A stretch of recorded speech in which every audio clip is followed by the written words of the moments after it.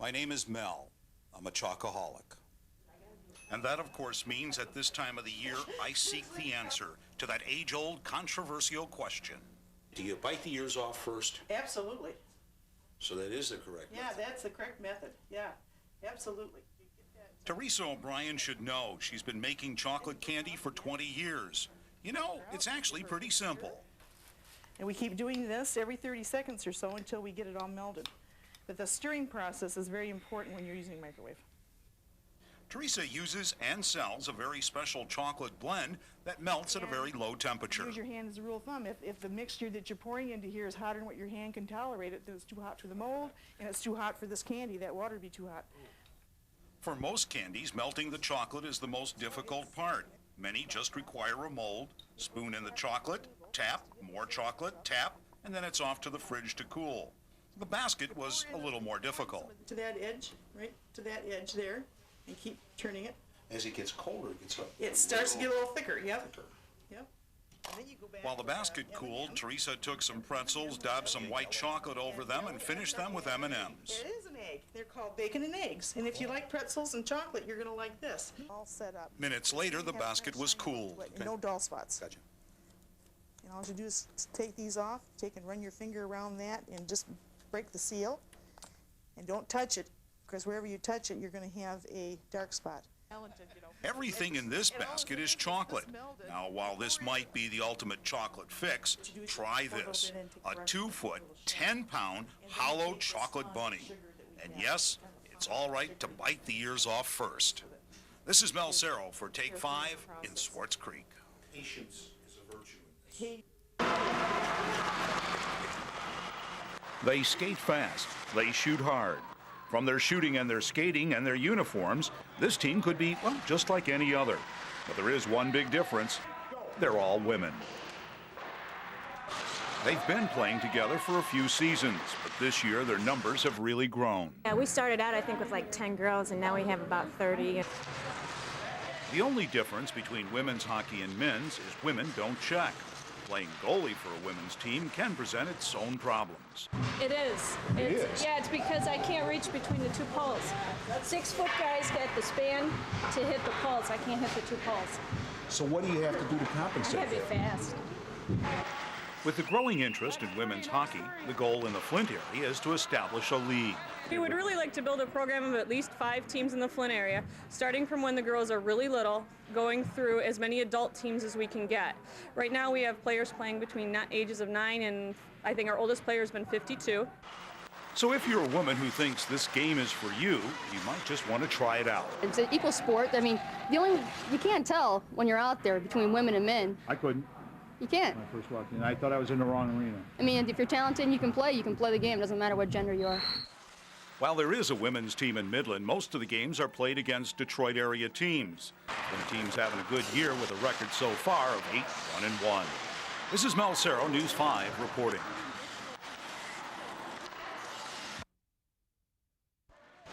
They skate fast, they shoot hard, and they even block goals. I'm Mel Serow. You might be surprised to find out just who they are.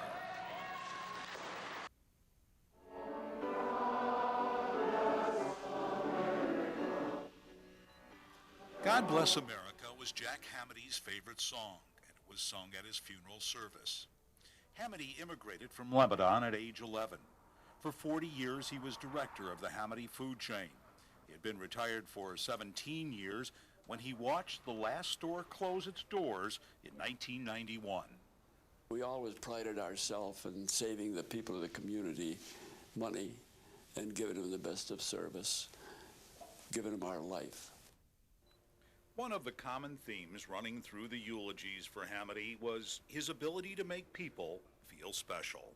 You encountered him, and he talked about how special you were, made everyone feel important and as if they had something to give. This community has lost a real giant. Jack Hamety is also remembered as a man who both encouraged and pushed others to serve the community. He knew I got involved in the community as a young JC when I was in early 30s, and every time he'd see me, he'd pat me on the back, encourage me, and others to do some good for the community. Wonderful human being. one of those holes that'll never be filled, probably. One of a kind. One of a kind. There aren't enough people like him.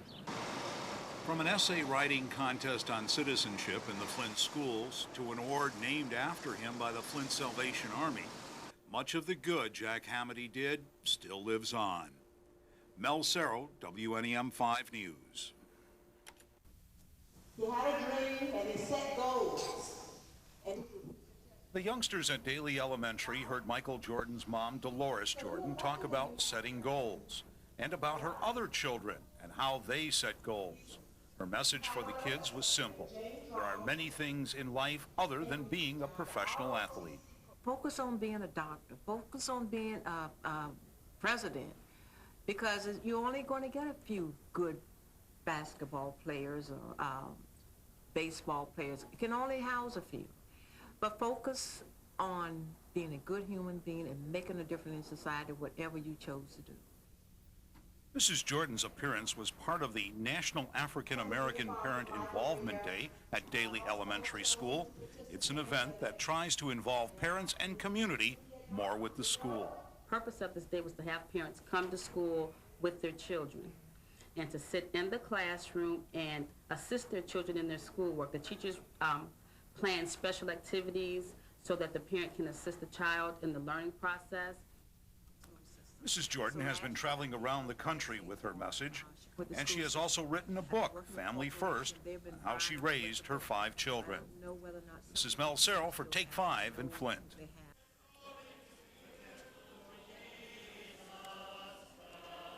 It starts out saintly enough, a noon mass at St. Michael's near Flint's downtown.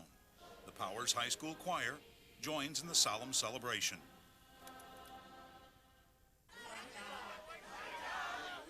And many of those who, well, decided to skip the mass headed for the early celebration at Patty McGee's.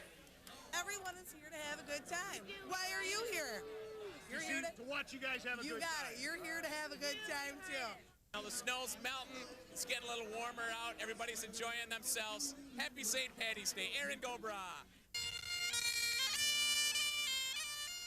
With bagpipes leading the way, many families joined in the Festival Walk, a parade-like event from St. Michael's Church to the North Bank Center for the big party. It all started 18 years ago and just keeps growing. It's not just a Catholic organization, it's our Irish heritage that's bringing everybody together. There were probably as many non-Catholics at Mass, or will be, than there are Catholics. Being Irish may give you a bit of the leg up in celebrating the day, but you don't have to be. Find a party and soon someone will come along to help you feel at home with a little Irish hospitality.